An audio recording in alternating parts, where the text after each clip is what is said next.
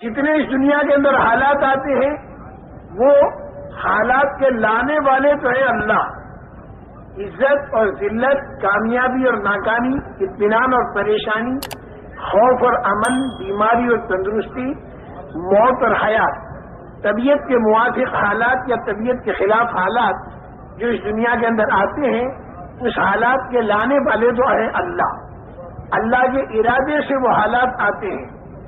جیسا اللہ ارادہ کرتے ہیں ویسے حالات آتے ہیں۔ بعض مرتبہ ذلت کا نقشہ ہوتا ہے، لیکن اللہ کا ارادہ ہو جائے تو اسی میں عزت آ جاتی ہے۔ حضرت یوسف علیہ السلام کا سارا نقشہ ذلت کا تھا، دو مرتبہ ان کا بکنا اور زنا کی تہمت لگ کر جیل خانے کے اندر جانا، یہ ذلت کا نقشہ تھا، لیکن اللہ نے ارادہ عزت کا فرما دیا تو اپنی قدرت سے حضرت یوسف علیہ السلام کو ایسی عزت مل گئی کہ دنیا کے کروڑ آدمی ہزاروں سال کے بعد بھی ان کا احترام کرتے ہیں۔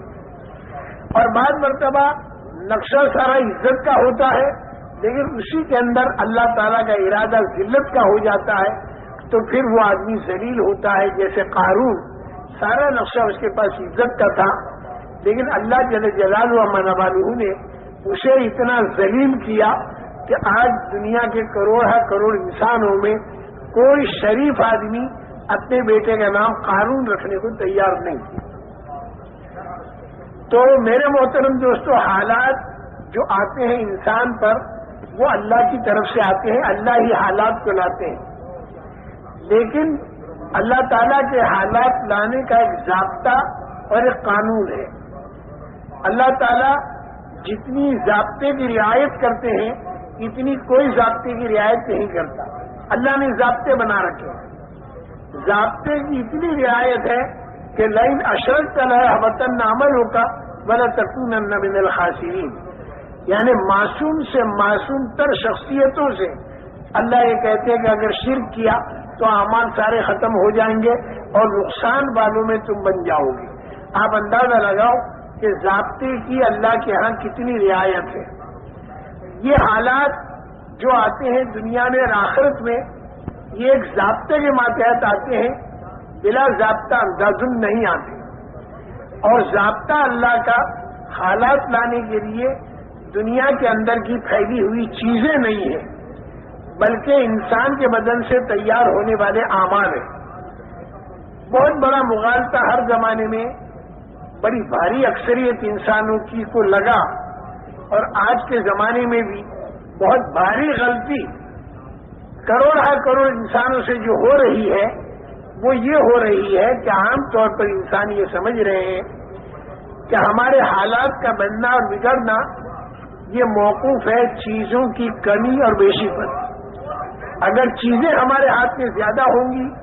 تو ہمارے حالات بنیں گے، اور اگر چیزیں ہمارے ہاتھ میں کم ہوں گی تو ہمارے حالات بگڑیں گے۔ یہ عام لوگوں کا ذہن ہر زمانے میں رہا، فرعون کا بھی یہی ذہن رہا، قارون کا بھی یہی ذہن رہا، اور جتنی نافرمان قومیں گزری ان سب کا ذہن یہ رہا کہ ملک اور مال، روپیہ اور پیسہ، سونا اور چاندی، دکان اور کھیت، یہ جتنی چیزیں ہمارے ہاتھ میں زیادہ ہوں گی اتنے ہمارے حالات بنیں گے۔ اللہ کی طرف سے بھیجے ہوئے جو انبیاء کرام علیہم السلام تھے، انہوں نے آ کر ہر زمانے میں انسانوں کا یہ ذہن بنایا کہ حالات آتے ہیں اللہ کی قدرت سے، حالات آتے ہیں اللہ کے ارادے سے، لیکن اللہ تعالیٰ نے حالات کے لانے کا ایک ضابطہ بنا رکھا ہے، اور وہ ضابطہ جو ہے وہ انسان کے بدن سے تیار ہونے والے اعمال ہیں، اور انسان کے دل کے اندر کا یقین ہے۔ اگر اس کے دل کے اندر کا یقین ٹھیک ہو جائے اور اس کے بدن سے تیار ہونے والے اعمال ٹھیک ہو جائیں، آنکھوں کا دیکھنا، کانوں کا سننا، زبان کا بولنا، ہاتھ کا پکڑنا، پیروں کا چلنا، دل اور دماغ کا سوچنا اگر ٹھیک ہو جائے تو اللہ تعالی حالات اچھے لاویں گے، اور اگر انسان کے اعمال خراب ہو جائیں تو اللہ تعالی حالات خراب لاویں گے۔ دوسرے لفظوں میں اس سے بھی آسان لفظ جو ہے وہ یہ کہ اگر دینداری ہوگی تو اللہ تعالیٰ کامیاب کریں گے، اور اگر بے دینی ہوگی تو اللہ تعالیٰ ناکام کریں گے۔ اگر